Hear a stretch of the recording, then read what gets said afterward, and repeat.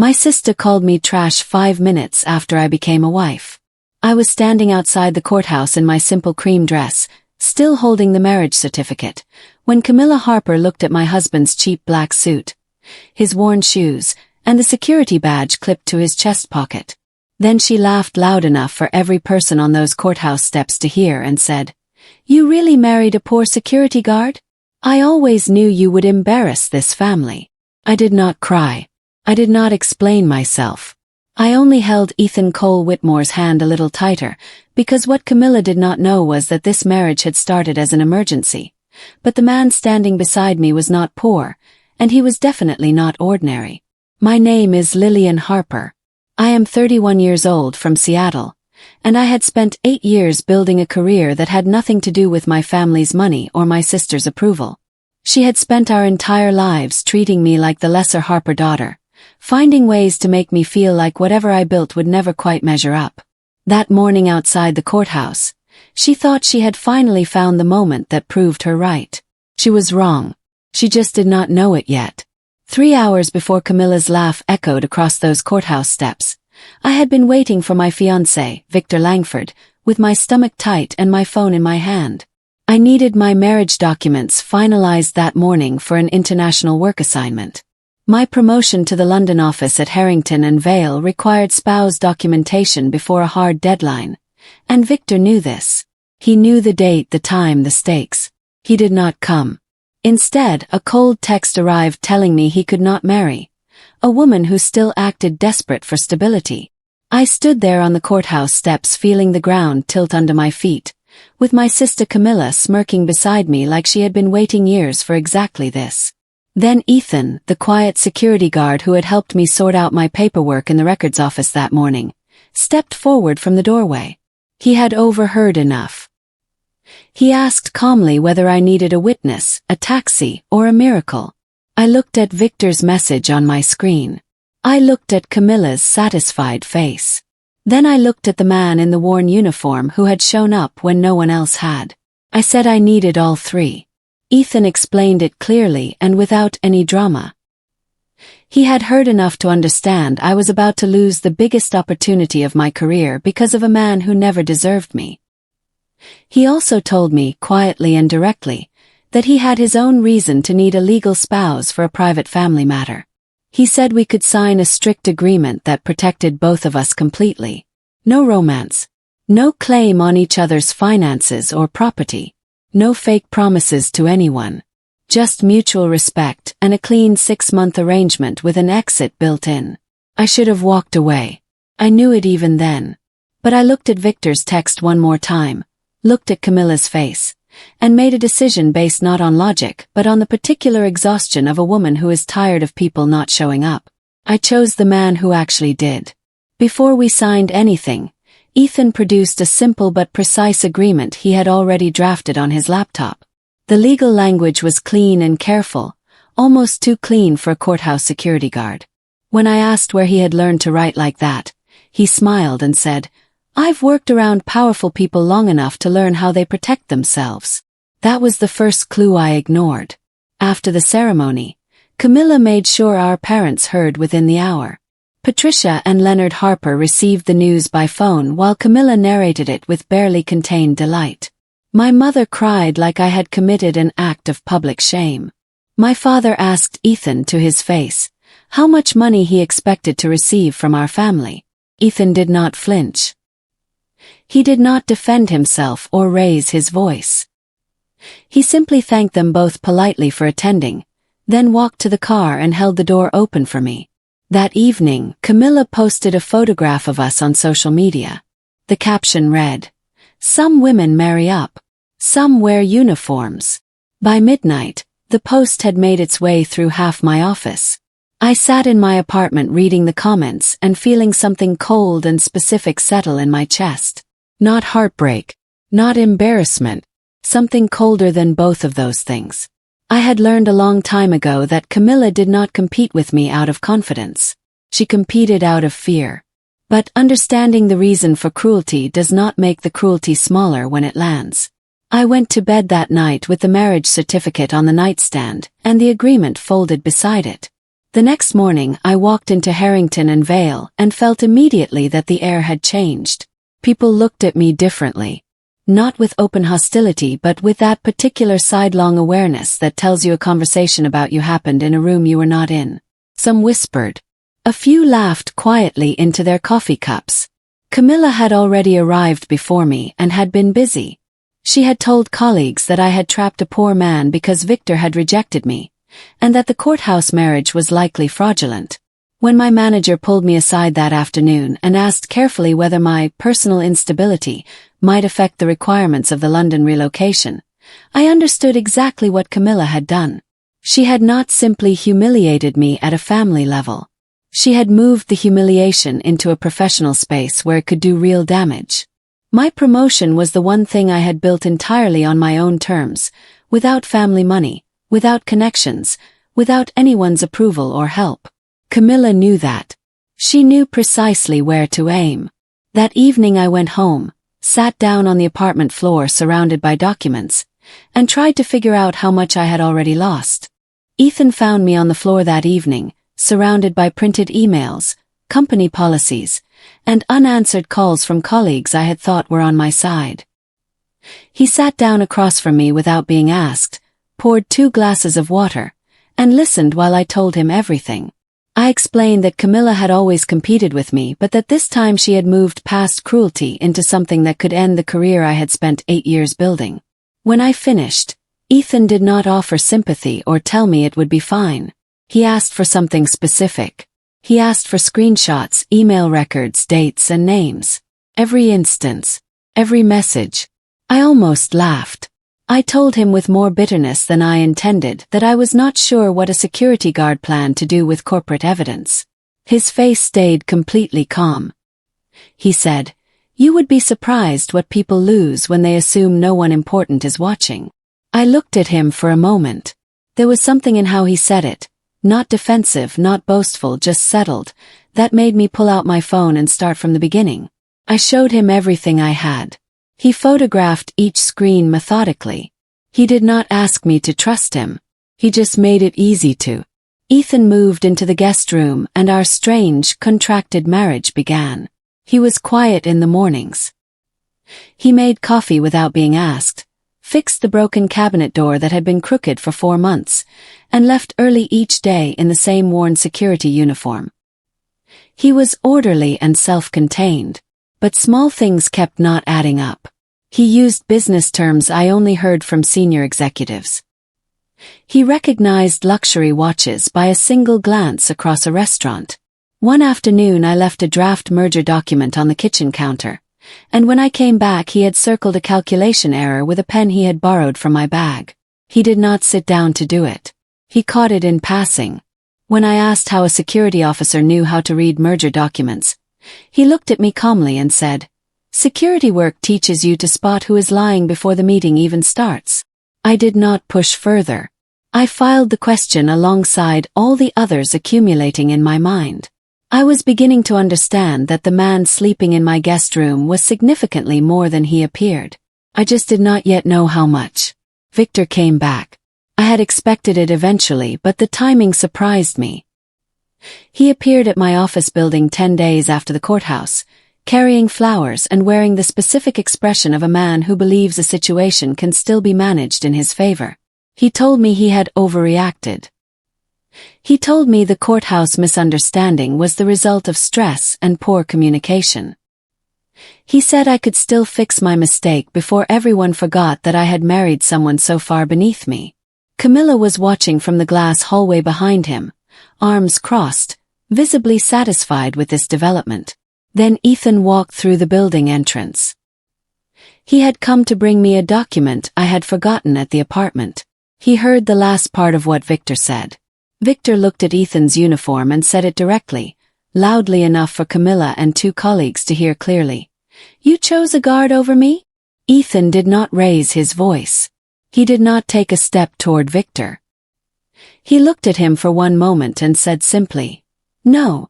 She chose the man who showed up." Then he handed me my documents, nodded politely to everyone and left. The hallway was completely silent. Victor left 10 minutes later without another word. My parents hosted their anniversary dinner 3 weeks after the courthouse, and my mother made it clear that attendance was not optional. I brought Ethan. The evening was polished and tense in the way that Harper family gatherings always managed to be. Camilla made her toast early and made it count. She stood with her wine glass raised and spoke about family reputation and the responsibility of carrying a name with care. Then she looked directly at me across the table and said, "Some people are born to carry the Harper name forward. Others marry trash and drag it through the gutter." The table went silent. My mother told me quietly not to make a scene. My father stared at Ethan's dress clothes the way he had stared at the uniform, like the problem was not what Ethan wore but what he represented. I felt Ethan's hand come to rest over mine under the table. Not urgently. Not as a performance. It was steady and quiet, and it stopped my hands from shaking. I looked at him and noticed something I had been slowly noticing for weeks. He was not embarrassed. He was not shrinking or looking for a way to respond. He was watching the room with the calm attention of someone who is cataloging information rather than absorbing an insult. A week after the anniversary dinner, I discovered why my London promotion had been formally paused. Camilla had submitted an internal complaint to Harrington and Vale's HR department claiming that my courthouse marriage was potentially fraudulent and could compromise the company's international staffing documentation process. She had attached photographs from my wedding day, including the ones she had posted publicly. She had also written a memo implying that Ethan might have undisclosed motivations relating to immigration status or financial access. It was precise and weaponized and entirely false. I wanted to walk directly to her office and end the conversation loudly. Ethan stopped me with one sentence. He said, "Let her put the lie completely in writing first. Written lies are much easier to use against the people who told them." I stood in our kitchen holding the HR notification letter and made myself breathe. He was right, and I knew he was right, and I hated that the right move required me to wait. But I had watched Ethan be patient in situations where most people would have reacted, and the patience never looked like weakness. It looked like someone who already knew what was coming and did not need to rush toward it. My coworker and closest friend, Nadia Brooks, pulled me aside in the break room on a Thursday afternoon and told me she had something I needed to see. She had been watching what was happening around me for 2 weeks, and she had not been idle. Camilla had approached multiple colleagues and asked them to confirm concerns about my marriage for the HR complaint. Most had declined, but Nadia had documented every request. She had saved voice messages, meeting calendar invitations with her own handwritten notes attached, and screenshots of edited statements Camilla had tried to use. Nadia gave me a small flash drive, apologized for not coming to me sooner, and said she was sorry she had needed time to be sure she had enough to matter. I told her she had nothing to apologize for. What she had given me was more than documentation. It was the confirmation of something I had started to suspect. Inside the files, I found a thread connecting Camilla directly to Victor. He had been feeding her private information about my work history and personal finances because he wanted me removed from the London position he had failed to prevent me from earning. The two people who called my marriage shameful had been working together the entire time. Ethan disappeared one evening after receiving a call on a phone I had never seen before. He stepped outside, spoke for less than 4 minutes, came back inside only to change clothes and leave. The worn security uniform stayed on its hook by the door.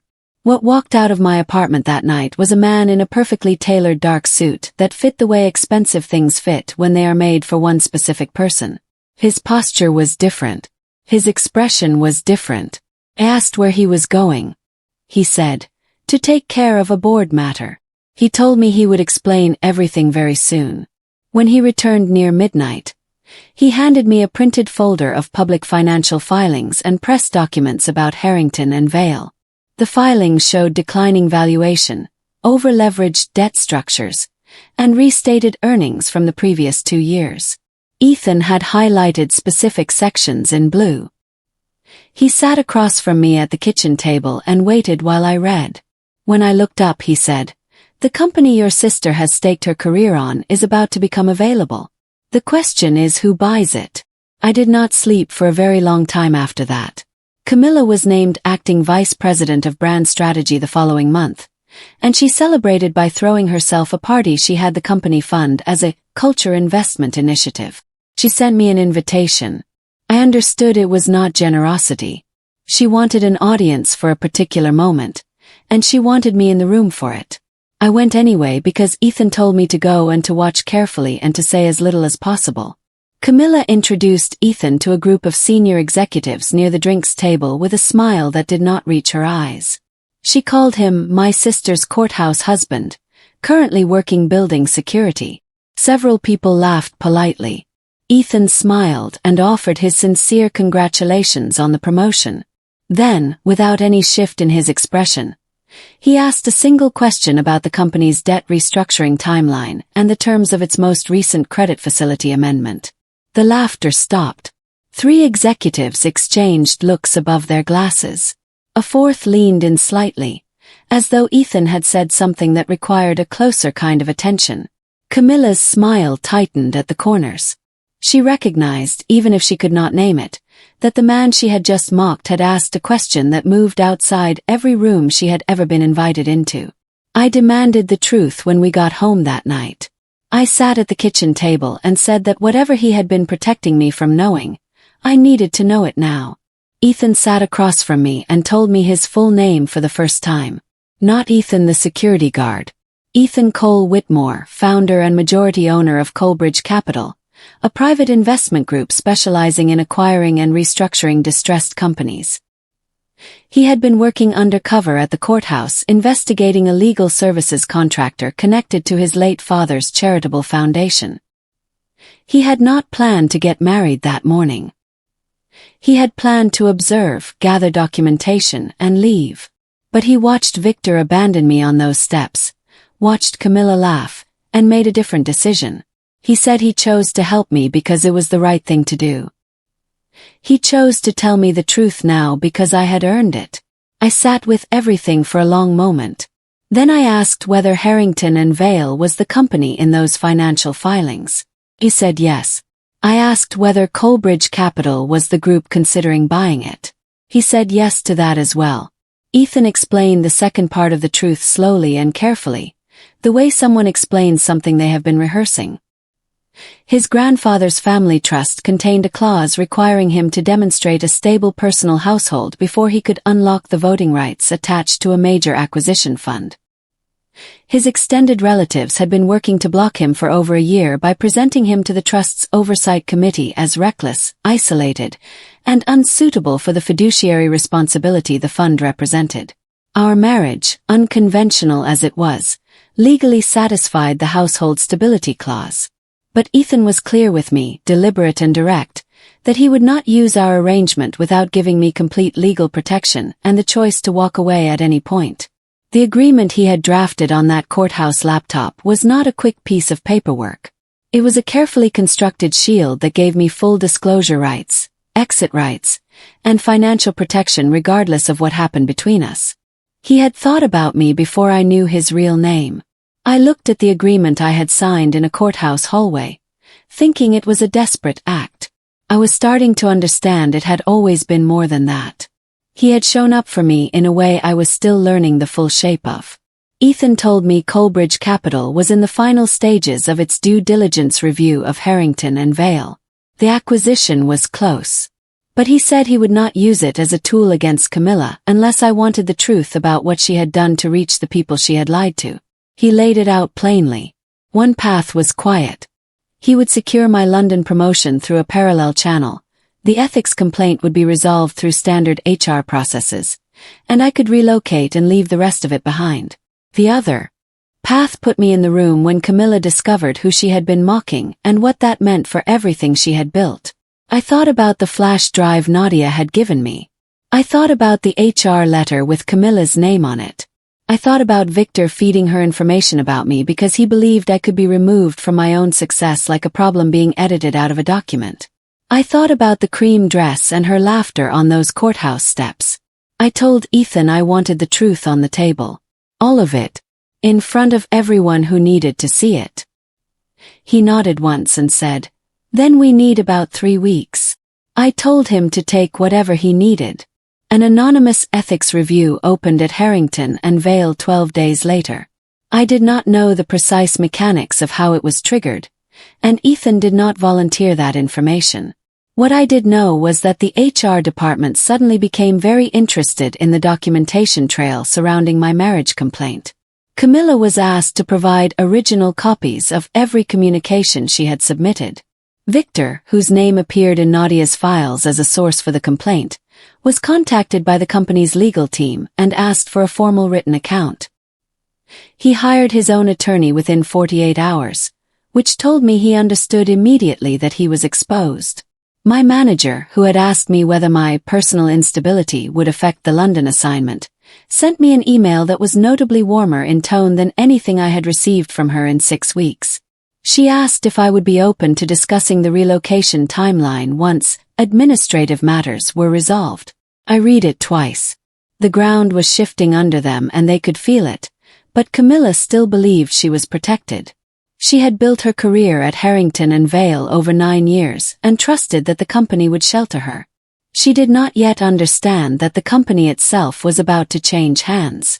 Camilla received a formal invitation to attend a mandatory board presentation for potential acquisition partners. The company framed it as a standard strategic planning meeting and requested that senior brand leadership be present to discuss positioning. Camilla told my mother it was her moment to prove herself to serious investors and lock in the vice president role permanently. My mother called me proud and warm in the particular way she reserved exclusively for Camilla, and told me my sister was finally getting the recognition she deserved. I listened and said I was glad to hear it. 2 days later, I received my own invitation to the same meeting, not as an employee under ethics review. As a protected witness and strategic culture consultant for Coalbridge Capital's governance and personnel assessment team. Ethan told me to wear whatever made me feel most like myself. I stood in my closet for a long time. Then I took the cream dress off its hanger. The same one I had worn on the courthouse steps. The same one Camilla had photographed and posted with her caption about uniforms. I pressed it and hung it on the back of the bathroom door. I went to bed early and slept better than I had in 2 months. Some choices are not just practical. They are complete sentences. I arrived at the Harrington and Vale boardroom 15 minutes before Camilla. Ethan was already seated at the head of the table. Not in a security uniform. Not in worn shoes. In a charcoal-tailored suit with a nameplate in front of him that read, Ethan Cole Whitmore, Chairman, Coalbridge Capital. The Coalbridge legal team sat to his left. I took the chair to his right, which had a small folded card with my name on it and the words, Strategic Consultant, Governance Review. The board members from Harrington and Vale were already seated along the far side of the table. They knew who Ethan was. Their posture said everything about that. When Camilla walked in 2 minutes later with her brand strategy folder and her prepared presentation slides, she stopped in the doorway. She looked at the nameplate, then at me, then at Ethan, then at the nameplate again. The color moved out of her face so quickly and completely that the woman beside her actually reached out a hand. Camilla had spent our entire lives making sure she was always the Harper daughter who walked into rooms that mattered. This was the first time she had walked into one that I had already been sitting in. I looked at her. I did not smile. I did not need to. Camilla tried to recover quickly. She was practiced at reading a room and pivoting, and she drew on every bit of that skill in the first 90 seconds.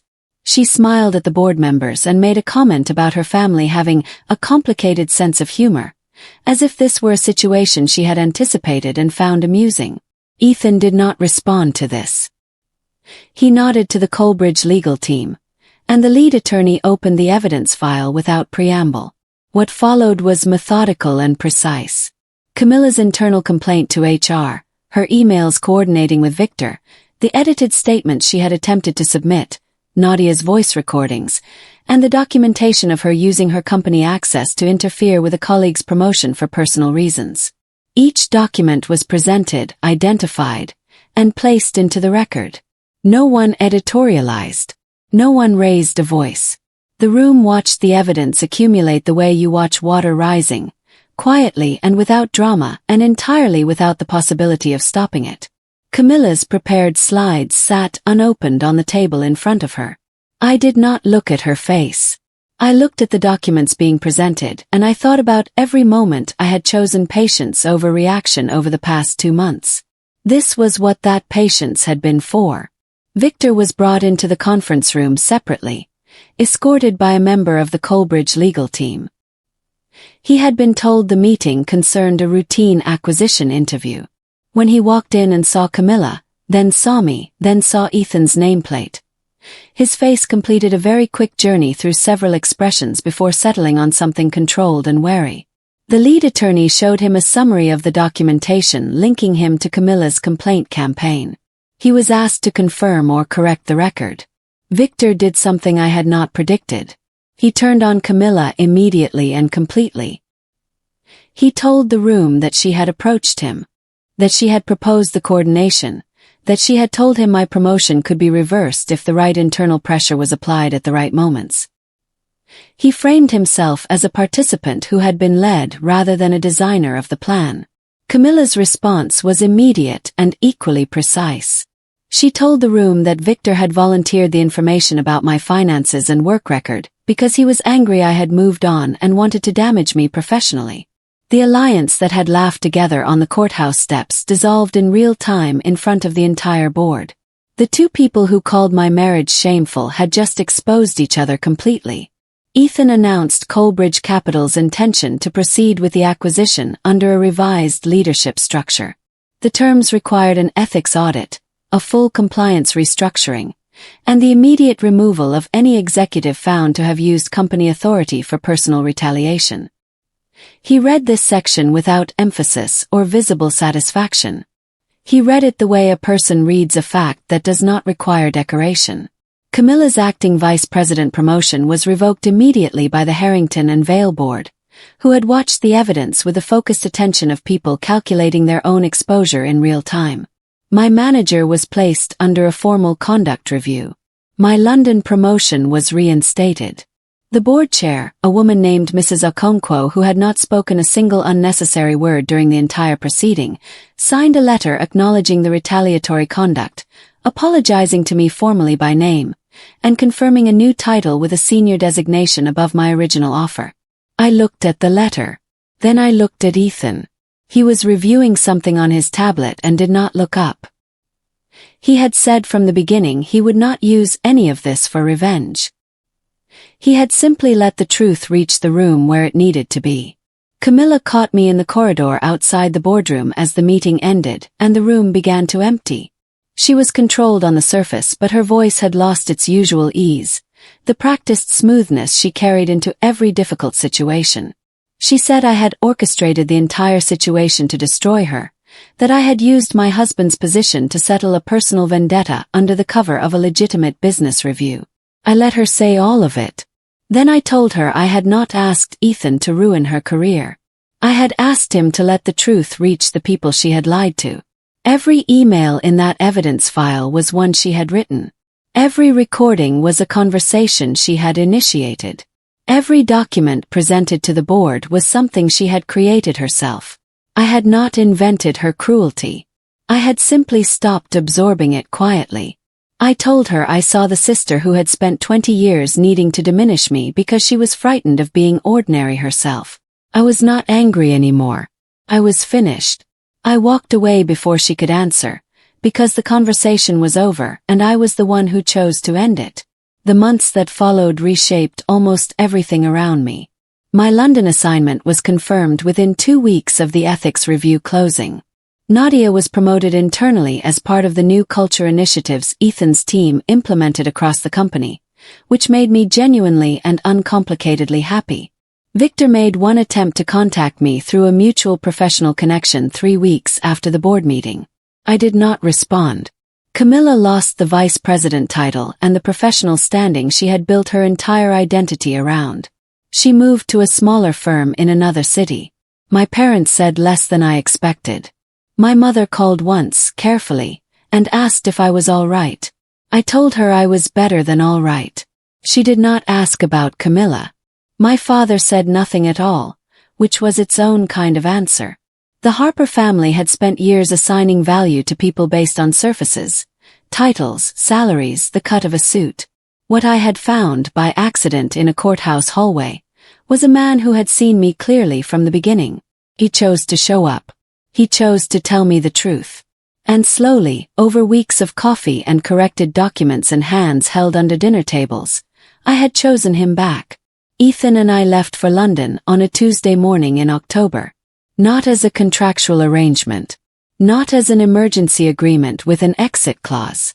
We left as two people who had learned each other the way you only learn when circumstances are strange enough to strip away every usual performance. The 6-month agreement had expired quietly without either of us mentioning it. The cream dress was in my carry-on. I had decided I was done leaving it in the back of the closet. At the airport, Ethan carried both bags through security. On the other hand, I stopped and looked at him the way you look at someone when you are fitting a new understanding over an older one. I thought about the courthouse steps, the worn shoes, the security badge. The calm voice asked if I needed a witness, a taxi, or a miracle. He had given me all three, though not in any form I had expected. My sister called me trash for marrying a poor man. She had not understood that the measure of a person is not what they wear to a courthouse. It is whether they show up when no one asks them to, and whether they stay when it costs them something. Ethan had done both. The rest had taken care of itself.